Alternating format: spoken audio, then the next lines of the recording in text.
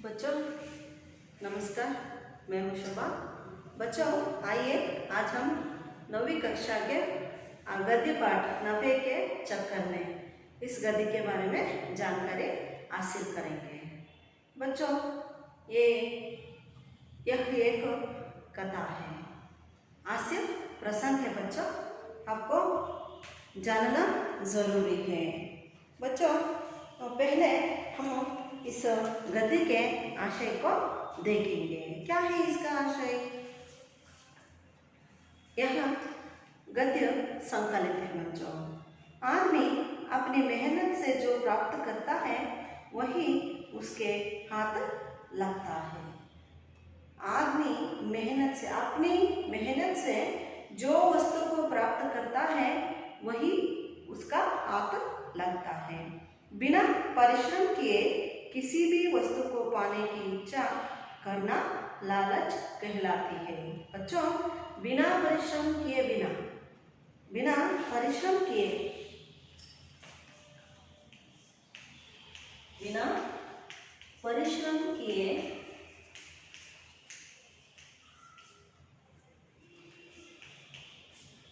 बिना परिश्रम किए किसी भी वस्तु को पाने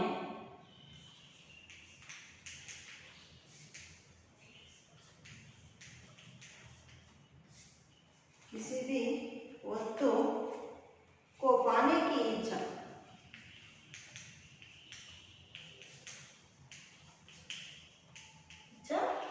लालच कहलाता है।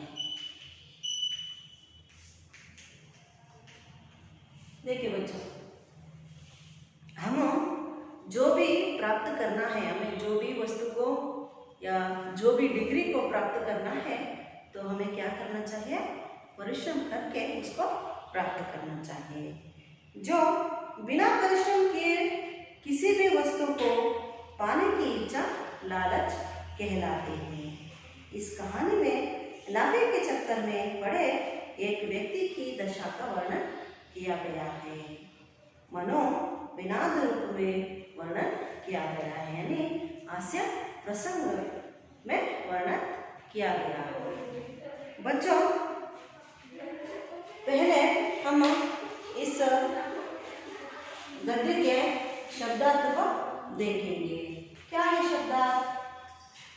दाम, दाम का अर्थ है कीमत, शायद, संभवतः, टांग पैर, दम शक्ति, हक्का बक्का होना, चकित होना, छड़ी सीधी पतली लकड़ी या लाठी, घसीटना जमीन में रगड़ते हुए खींचना, बंदरगाह समुद्र का तट जहाँ जहाज रुकते ठहरते हैं, बेकार व्यर्थ, कन्नड़ में बोलूं दाम अंद्रे बेले, शायद अंद्रे संभवतः, टांग अंद्रे काಲು, दम अंद्रे शक्ति, हक्का बक्का होना ಅಂದ್ರೆ ಚಕಿತರಾಗುವುದು, छड़ी ಅಂದ್ರೆ सीधी अथवा ತೆಳ್ಳಗಿನ ಕೋಲು अथवा लाठी।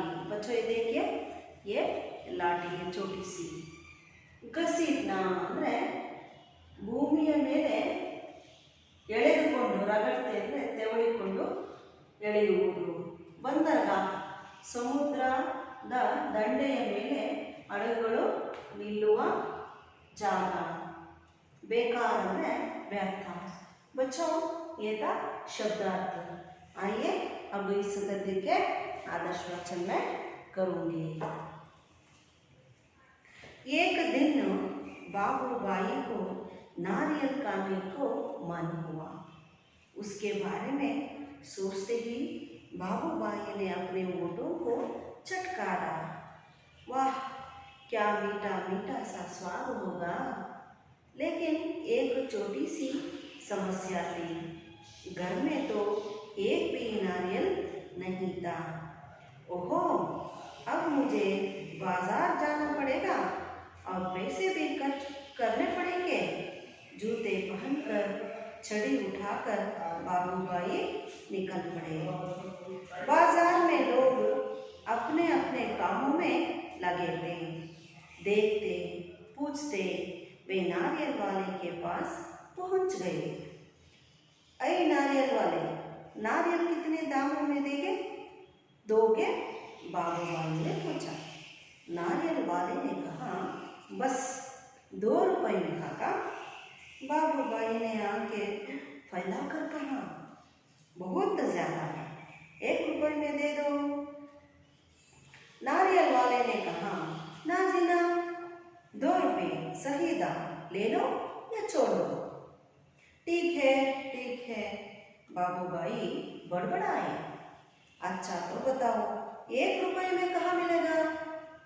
नारियल वाले ने कहा, यहाँ से थोड़ी दूर जो मंडी है वहाँ शायद मिल जाएगा, मंडी में शायद आपको मिल जाएगा।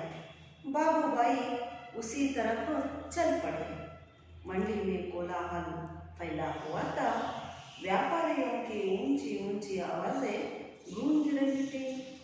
नारियल वाले को देखकर बाबू भाई ने पूछा, अरे भाई, 1 नारियल कितने में दोगे?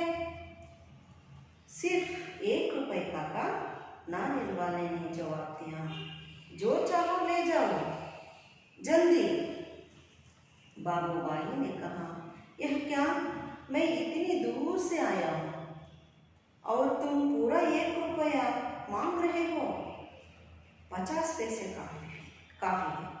मैं इस नारियल को लेता हूँ और तुम यह लो, पकड़ो 50 पैसे। नारियल वाले ने झट बाबू भाई के हाथ से नारियल को छीन लिया और बोला, माफ करो काका, 1 रुपया या फिर कुछ नहीं।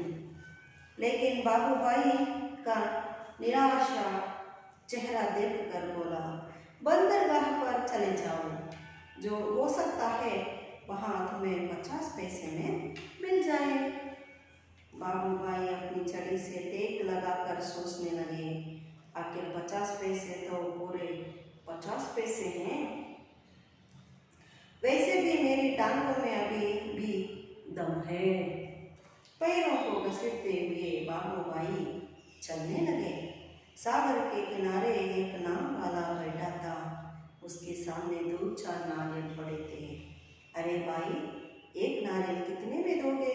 बाबू भाई ने पूछा और कहा, ये तो काफी अच्छे दिखते हैं काका, यह कोई पूछने वाली बात है, केवल 50 पैसे। नाव वाले ने कहा, 50 पैसे? बाबू भाई हक्के बक्के हो गए। इतनी दूर से पैदल आया हूँ, इतना थक गया हूँ और तुम कहते हो 50 पैसे? मेरी मेहनत बेकार हो गई। ना भाई ना, 50 पैसे बहुत ज़्यादा है। मैं तुम्हें 25 पैसे दूंगा, यह लो, रख लो। ऐसा कहते हुए बाबू भाई झुककर नारियल उठाने ही वाले थे। नाव वाले ने कहा, नीचे रख दो, मेरे साथ कोई सौदा वौदा नहीं, सस्ते में चाहिए। नारियल के बगीचे में चले जाओ, वहाँ ढेर सारे मिल जाएंगे, मनपसंद दाम। बाबू भाई ने फिर अपने आप को समझाया, इतनी दूर आया हूँ, अब बगीचे तक जाने में हर्ज ही क्या है। सच बात तो यह थी कि वे काफी थक चुके थे, मगर 25 पैसे बचाने के ख्याल में ही उनमें फुर्ती आ गई। बच्चों, ये था इस गद्य का आदर्श, पहले भाग का आदर्श वाचन। अब इस गद्य का अर्थ मैं बताती जाऊंगी।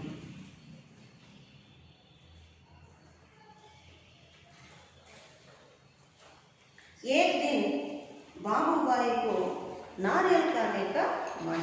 बच्चों, यहाँ पर देखिए चित्र है, बाबू भाई का चित्र है, आप देखिए। बाबू भाई को देखिए आप।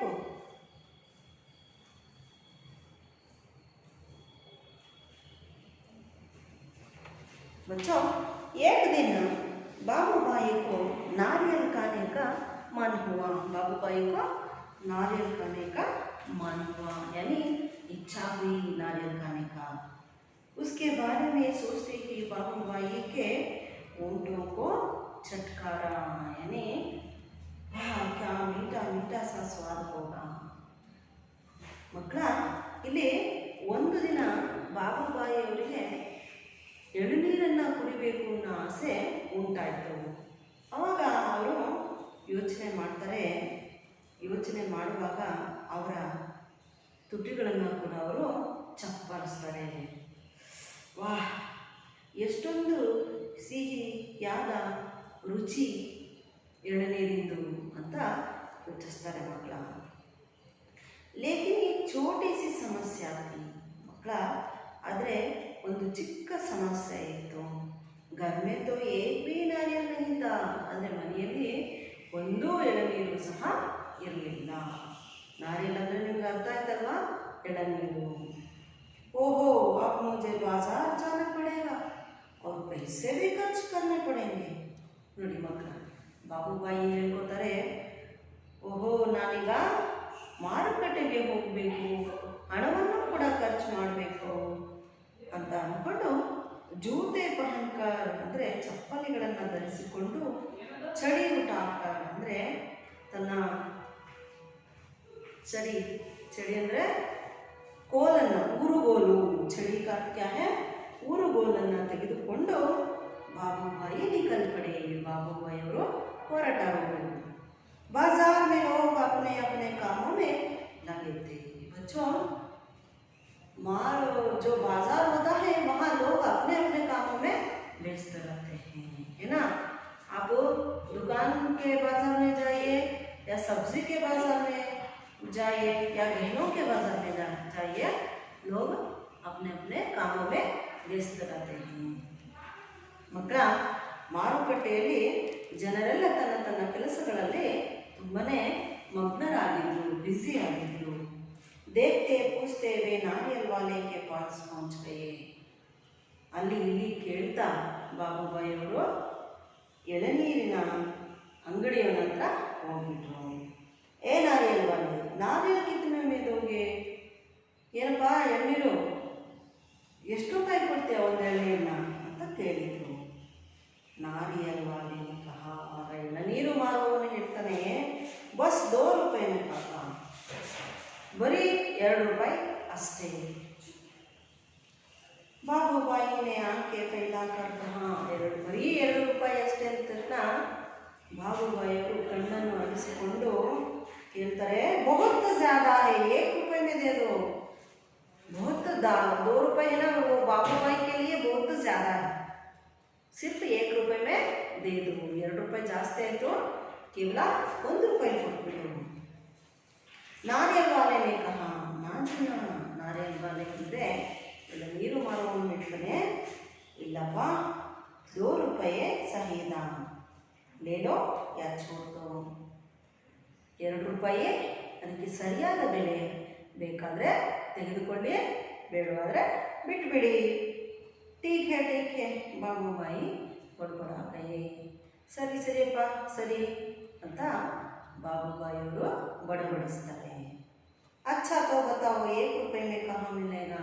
ಆಯ್ತಪ್ಪ ಈಗ ಇರಲಿ ಅಂದ್ಬಿಡು, 1 ರೂಪಾಯಿಗೆ ಎಳನೀರು ಎಲ್ಲಿ ಸಿಗತ್ತೆ ಅಂತ ಬಾಬುಬಾಯಿ ಅವರು ಕೇಳ್ತಾರೆ. नारियल वाला ने कहा, यहाँ से थोड़ी दूर जो मंडी है वहाँ शायद मिल जाए. ಇಲ್ಲಿಂದ ಸ್ವಲ್ಪ ಮುಂದೆ ಹೋದರೆ ಒಂದು ಮಂಡಿ ಸಿಗುತ್ತೆ, ಅಲ್ಲಿ ನಿಮಗೆ ಬಹುಶಃ ಸಿಗಬಹುದು ಅಂತ ಹೇಳ್ತಾನೆ. ಬಾಬುಬಾಯಿ ಉಸಿ ತರಫ್ ಚಲ್ ಪಡೆ. ಬಾಬುಬಾಯಿ ಅದೇ ರೀತಿಯಾಗಿ ಮಂಡಿಯ ದಾರಿಯನ್ನು ಹಿಡಿದು ಹೊರಟರು. ಮಂಡಿಯಲ್ಲಿ ಕೋಲಾಹಲ ಫೈಲಾ ಹುआ. ಮಂಡಿಯಲ್ಲಿ ಮಂಡಿಯಲ್ಲಿ ತುಂಬನೇ ಗಲಾಟೆ ಆಗ್ತಾ ಇತ್ತು ಮಕ್ಕಳು.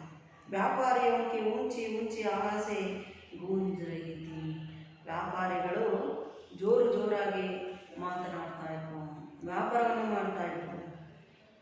नारियल वाले को देखकर बाबूबाई ने पूछा, अरे भाई एक नारियल कितने में दोगे? ಎಳನೀರನ್ನು ನೋಡ್ಬಿಟ್ಟು ಬಾಬುಬಾಯಿ ಅವರು ಹೇಳ್ತಾರೆ, ಅಯ್ಯೋ ತಮ್ಮ, ಒಂದು ಎಳನೀರನ್ನು ಎಷ್ಟು ರೂಪಾಯಿ ಕೊಡ್ತೀಯಪ್ಪ ಅಂತ ಕೇಳಿದ್ರು. ಸಿರ್ಫ್ 1 ರೂಪಾಯಿ ಕಾಕ. ಅವನು ಹೇಳ್ತಾನೆ, ಇಲ್ಲ ಕೇವಲ 1 ರೂಪಾಯಿ ಅಂತ.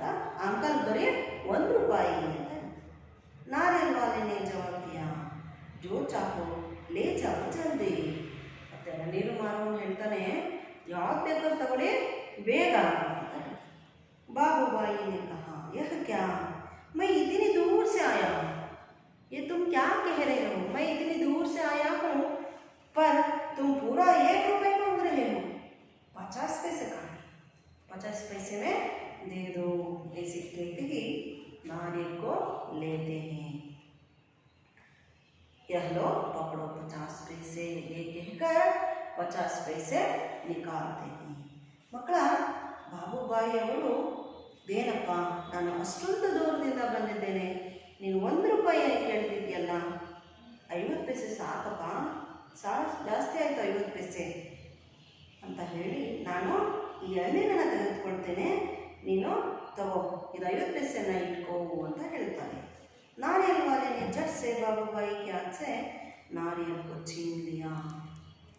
ಆ ಎಳನೀರು ಮಾರುವವನು ಬಾಬುಬಾಯಿಯವರಿಂದ ಕೈಯಿಂದ ಆ ಎಳನೀರನ್ನು ಕಿತ್ಕೊಳ್ತಾನೆ, ಕಸಿದ್ಕೊಳ್ತಾನೆ। ಅವನು ಬೋಲಾ ಮತ್ತು ಹೇಳ್ತಾನೆ, ಮಕ್ಕಳ ಮಾಫ್ ಕರೋ ಕಾಕಾ, ಸಾರಿ ಅಂಕಲ್, 1 ರೂಪಾಯಿ ಯಾ ಫಿರ್ ಕುಚ್ ನಹೀ, 1 ರೂಪಾಯಿ ಇದ್ದಿದ್ರೆ ಏನು ಬೇಡ। ಲೇಕಿನ್ ಬಾಬುಬಾಯಿ ಕಾ ನಿರಾಶಾ ಚೆಹರಾ ದೇಖಕರ್ ಬೋಲಾ, ಆದರೆ ಬಾಬುಬಾಯಿಯವರ ನಿರಾಶಾಯುತವಾದಂಥ ಮುಖವನ್ನು ನೋಡಿ ಹೇಳ್ತಾನೆ, बंदरगाह पर चले जाओ, हो सकता है वहाँ तुम्हें 50 पैसे में मिल जाएगा। ಬಂದರಿನ ಹತ್ರ ಹೋಗ್ಬಿಡ್ರಿ, ನಿಮಗೆ ಬಹುಶಃ 50 ಪೈಸೆಗೆ ಸಿಕ್ಕೋದು ಅಂತ ಹೇಳ್ತಾರೆ। ಬಾಬುಬಾಯಿ अपने छड़ी से टेक लगाकर सोचने लगे। ಆಗ ಬಾಬುಬಾಯಿ ತನ್ನ ಊರುಗೋಲನ್ನು ನೆಲಕ್ಕೆ ಕೂರಿಸ್ತಾ ಹೇಳ್ತಾರೆ, आखिर 50 पैसे तो पूरे 50 पैसे हैं, 50 पैसे ಅದು ಪೂರ್ತಿ 50 पैसेನೇ। वैसे भी मेरे टांगों में अभी भी दम है, ಹಾಗೂ ನನ್ನ ಕಾಲುಗಳಲ್ಲಿ ಇನ್ನೂ ಶಕ್ತಿ ಇದೆ, ನಾನು ಯಾಕೆ ಹೋಗ್ಬಾರ್ದಲ್ಲಿ ಬಂದರಿನ ಹತ್ರ ಅಂತ ಅನ್ಕೋತಾರೆ। पैरों को घसीटते हुए, देखो बच्चों, पैरों को घसीटते हुए ಅಂದರೆ ತನ್ನ ಕಾಲುಗಳನ್ನು ಎಳೆದುಕೊಳ್ತಾ ಬಾಬುಬಾಯಿ ಚಲ್ಲೆ ಲಗೆ, ಕಾಲನ್ನು ಎಳೆದುಕೊಳ್ತಾ ಬಾಬುಬಾಯಿ ಮುಂದೆ ಹೋಗೋದಕ್ಕೆ ಶುರು ಮಾಡಿದರು। सागर के किनारे एक नाव वाला बैठा था। बच्चों, ಸಾಗರದ ದಂಡೆಯ ಮೇಲೆ ಒಬ್ಬ ದೋಣಿ ಓಡಿಸುವವನು ಕುಳಿತಿದ್ದ। ಸಾಗರದ ದಂಡೆಯ ಮೇಲೆ ಒಬ್ಬ ದೋಣಿ ಓಡಿಸುವವನು ಕುಳಿತಿದ್ದ। उसके सामने 2-4 नारियल पड़े थे, ಅವನ ಮುಂದೆ 2-4 ಎಳನೀರು ಇದ್ವು। ಅರೆ ಬಾಯಿ, एक नारियल कितने में दोगे, ಮತ್ತೆ ಅಲ್ಲಿ ಬಾಬುಬಾಯಿ ಕೇಳ್ತಾರೆ, ಏನಪ್ಪ ಒಂದು ಎಳನೀರು ಎಷ್ಟು ರೂಪಾಯಿ ಕೊಡ್ತೀಯಾ? बाबूबाई ने पूछा और कहा, ये तो काफ़ी अच्छे दिखते हैं, ಮತ್ತೆ ಎಳನೀರು ತುಂಬ ಫ್ರೆಶ್ ಆಗಿ ತಾಜಾ ಆಗಿ ಕಾಣ್ತಾ ಇದ್ದವಪ್ಪ, ಎಷ್ಟು ರೂಪಾಯಿ ಕೊಡ್ತೀಯಪ್ಪ ಅಂತ ಕೇಳ್ತಾರೆ। ಕಾಕಾ, यह कोई पूछने वाली बात है, केवल 50 पैसे, नाम वाले ने कहा। ಅದಕ್ಕೆ ಆ ವ್ಯಕ್ತಿ ಹೇಳ್ತಾನೆ, ಇದು ಕೇಳೋ ಮಾತಾ, ತಗೊಳ್ಳಿ ಬರೀ 50 पैसे ಅಂತ ಹೇಳ್ತಾರೆ। 50 पैसे, 50 पैसेನಾ? ಬಾಬುಬಾಯಿ ಹಕ್ಕೆ ಬಕ್ಕೆ ಹೋಗಿ, ಬಾಬುಬಾಯಿ ಆಶ್ಚರ್ಯ ಆಗ್ಬಿಡ್ತು, ಅಯ್ಯೋ ಅಷ್ಟೊಂದು ದೂರದಿಂದ ಬಂದಿದ್ದೇನೆ, ಮತ್ತು 50 पैसे ಹೇಳ್ತಾನಲ್ಲಪ್ಪ, ಇದ್ದೀನಿ ದೂರ ಸೇ ಪೈದಲ್ಲ, ಎಷ್ಟೊಂದು ದೂರದಿಂದ ನಡ್ಕೊಂಡೇ ಬಂದಿದ್ದೇನೆ, ಇದನ್ನ ತಕ್ಕಯಾನು, ಎಷ್ಟೊಂದು ಸುಸ್ತಾಗಿದ್ದೇನೆ, ಅವ್ರು ತುಮ್ ಕಹತೆ ಹೋ 50 पैसे, ಮತ್ತೆ ನೀನು ಹೇಳ್ತಿದ್ಯಾ 50 पैसे ಅಂತ, ಮೇರಿ ಮೆಹನತ್ ಬೇಕಾರ ಹೋಗಿ, ನನ್ನ ಪರಿಶ್ರಮ ಎಲ್ಲ ವ್ಯರ್ಥವಾಯಿತು। ಬಲ್ಲ, ಇಲ್ಲಪ್ಪ ಇಲ್ಲ, 50 पैसे ಬಹುತ್ ಜ್ಯಾದ, 50 पैसे ತುಂಬ ಜಾಸ್ತಿ ಆಯ್ತಪ್ಪ, मैं तुम्हें 25 पैसे दूंगा, ನಾನು ನಿಮ್ಗೆ 25 पैसे ಕೊಡ್ತೇನೆ, ಅಂದರೆ ಮಕ್ಕಳ 4 ಹಣೆಯನ್ನು ಕೊಡ್ತೇನೆ, ಎಲ್ಲೋ ತಗೋ ಇಟ್ಕೊಳಪ್ಪ, ऐसा कहते हुए ಬಾಬುಬಾಯಿ ಜುಗುಕರ್ ನಾರಿಯಲ್ ಉಠಾನೆ ही वाले थे ಹಂಗಂತ ಹೇಳ್ಬಿಟ್ಟು ಇನ್ನೇನು ಎಳನೀರು ತಗೊಳಕ್ಕೆ ಬಾಬುಬಾಯಿಯವರು ಬರಬೇಕಾಗಿತ್ತು ಮಕ್ಕಳ। ನಾವು ವಾಲನೆ ಕಹ, ಅವಾಗ ನಾವು ವಾಲೆ ಹೇಳ್ತಾನೆ, ಅಂದರೆ ದೋಣಿ ನಡೆಸುವವನು ಹೇಳ್ತಾನೆ, ಮಕ್ಕಳ ನೀಚೆ ರಕ್ದೋ, ಕೆಳಗಿಟ್ಬಿಡಿ, ಮೇರೆ ಸಾಥ್ ಕೊಯ್ ಸೌದಾ ಉದಾ ನಹೀ, ನನ್ನ ಹತ್ರ ಯಾವುದೇ ವ್ಯಾಪಾರ ಮಾಡಬೇಡಿ, ಸಸ್ತೆ ಮೇ ಚಾಹಿಯೆ, ಸಸ್ತೆ ಅಂದರೆ ಏನು ಮಕ್ಕಳ, ಪುಕ್ಕಟೆಯಾಗಿ ಬೇಕಾ ನಿಮಗೆ, ಪುಕ್ಕಟೆ ಅನ್ನೋದಕ್ಕಿಂತನೂ ಕಡಿಮೆ ಬೆಲೆಯಲ್ಲಿ ಬೇಕಾ, ತುಂಬ ಕಡಿಮೆ ಬೆಲೆಯಲ್ಲಿ ಬೇಕಾ? ಹಾಗಾದರೆ नारियल के बगीचे में चले जाओ, ಹಾಗಾದರೆ ನೀನು ಎಳನೀರಿನ ತೋಟಕ್ಕೆ ಹೋಗ್ಬಿಡು. वहाँ ढेर सारे मिल जाएंगे मनपसंद आमे. ಅಲ್ಲಿ ಹೋಗ್ಬಿಟ್ರೆ, ಅಲ್ಲಿ ನೀವು ಹೋಗ್ಬಿಟ್ರೆ ನಿಮಗೆ ಬೇಕಾದ ಎಳನೀರು ಸಿಗುತ್ತೆ, ನಿಮಗೆ ಬೇಕಾದ ಬೆಲೆಗೂ ಎಳನೀರನ್ನು ಕುಡಿಬಹುದು ಅಂತ ಹೇಳಿ ಆ ದೋಣಿ ನಡೆಸ್ಕೊಂಡು ಹೇಳ್ತಾರೆ ಮಕ್ಕಳು. ಬಾಬುಬಾಯಿ ने फिर अपने आप को समझाया. ಆಗ ಬಾಬುಬಾಯಿಯವರು ತನ್ನನ್ನು ತಾನು ಮತ್ತೆ ಗಟ್ಟಿ ಮಾಡ್ಕೊಳ್ತಾರೆ ಮಕ್ಕಳ. ಏನಂತ ತಿಳುವಳಿಕೆ ಕೊಡ್ತಾರೆ ತನ್ನ ಮನಸ್ಸಿಗೆ. ಏನಂತ? ಇತಿನಿ ದೂರ ಆಯ, ಎಷ್ಟು ದೂರ ಬಂದಿದ್ದೇನೆ. ಆ ಬಗೀಚೆ ತಕ್ಕ ಜಾನೆ ಅರ್ಸಿ ಕ್ಯಾ ಹೇ, ನೀನಿನ ಸ್ವಲ್ಪ ದೂರ ಆ ತೋಟ ತನಕ ಹೋಗ್ಬಿಡಲ್ಲ, ಅಲ್ಲಿ ಹೋದ್ರೆ ಏನು ತೊಂದರೆ ನನಗೆ, ಆರಾಮಾಗಿ ಹೋಗ್ತೀನಿ. ಸಚ್ ಬಾತ್ ತೋ ಯಹ ಥಿ ಕಿ ವೇ ಕಾಫಿ ತಕ್ ಚುಕೆ ಥೆ. ಮಕ್ಕಳ, ಸತ್ಯವಾದ ವಿಷಯ ಏನಪ್ಪ ಅಂದರೆ ಬಾಬುಬಾಯಿ ತುಂಬಾ ಸುಸ್ತಾಗಿದ್ರು. मगर 25 पैसे बचाने के ख्याल में ऐसे ही उनमें फुर्ती आ गई. ಆದರೆ 25 ಪೈಸೆಯನ್ನು ಉಳಿಸುವ ಯೋಚನೆಯಿಂದ ಅವರ ದೇಹಕ್ಕೆ ಉತ್ಸಾಹ ಬಂದಿತ್ತು. मकड़ा बच्चों, ये था इसका अर्थ. आपको समझ में आया बच्चों? आप सोच रहे होंगे मैं आज हिंदी को पढ़ते हुए आपको कन्नड़ में बता रही हूँ. मैंने ऐसा क्यों किया आपको मालूम है? आप ही ने कहा था ना, आप हिंदी में थोड़ा बोलिए और कन्नड़ में ज़्यादा. बच्चों, आपको पसंद आया और आपको समझ में आया इस पाठ का अर्थ? बच्चों, मैं आपको एक गृह कार्य देती हूँ. एक प्रश्न का उत्तर आपको लिखना है बच्चों. किसको नारियल खाने का मन हुआ? एक वाक्य के प्रश्नोत्तर है. एक वाक्य, एक वाक्य में उत्तर लिखो. पहला प्रश्न, किसको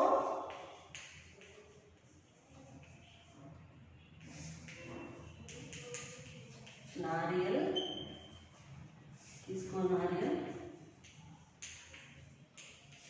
खाने का मन हुआ? ಯಾರಿಗೆ ಎಳನೀರನ್ನು ಕುಡಿಬೇಕು ಅನ್ನೋ ಆಸೆ ಆಯಿತು?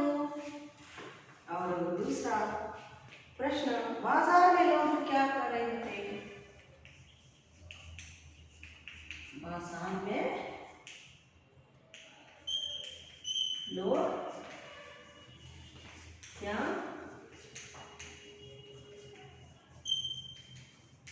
क्या कर रहे थे? और तीसरा प्रश्न है,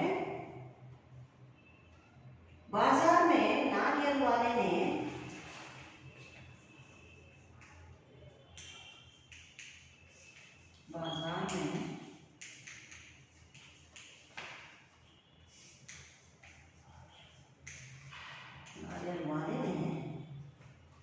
बाबूबाई को कहाँ जाने को कहा?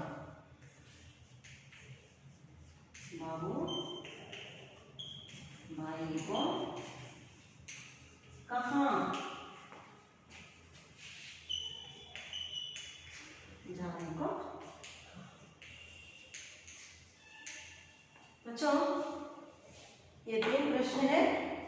एक, किसको नारियल खाने का मन हुआ? ಯಾರಿಗೆ ಎಳನೀರನ್ನ ಕುಡಿಬೇಕು ಅಂತ ಅನಿಸ್ತು? बाजार में लोग क्या कर रहे थे? ಮಾರುಕಟ್ಟೆಯಲ್ಲಿ ಅಂದರೆ ಸಂತೆಯಲ್ಲಿ ಜನರೆಲ್ಲ ಏನು ಮಾಡ್ತಾ ಇದ್ರು? बाजार में नारियल वाले ने बाबूबाई को कहाँ जाने को कहा? ಆ ಮಾರುಕಟ್ಟೆ ಅಥವಾ ಸಂತೆಯಲ್ಲಿ ಬಾಬುಬಾಯಿಗೆ ಎಲ್ಲಿಗೆ ಅಂದರೆ ಎಳನೀರು ಮಾರುವವನು ಬಾಬುಬಾಯಿಗೆ ಎಲ್ಲಿಗೆ ಹೋಗ್ರಿ ಅಂತ ಹೇಳ್ತಾನೆ? बच्चों, यह पाठ का कन्नड़ अर्थ है लाभದ सुड़ियली. नफे के चक्कर में का अर्थ है लाभದ सुड़ियली. बच्चों, मैं फिर आपको कल मिलूंगी दूसरे वाक्य. धन्यवाद.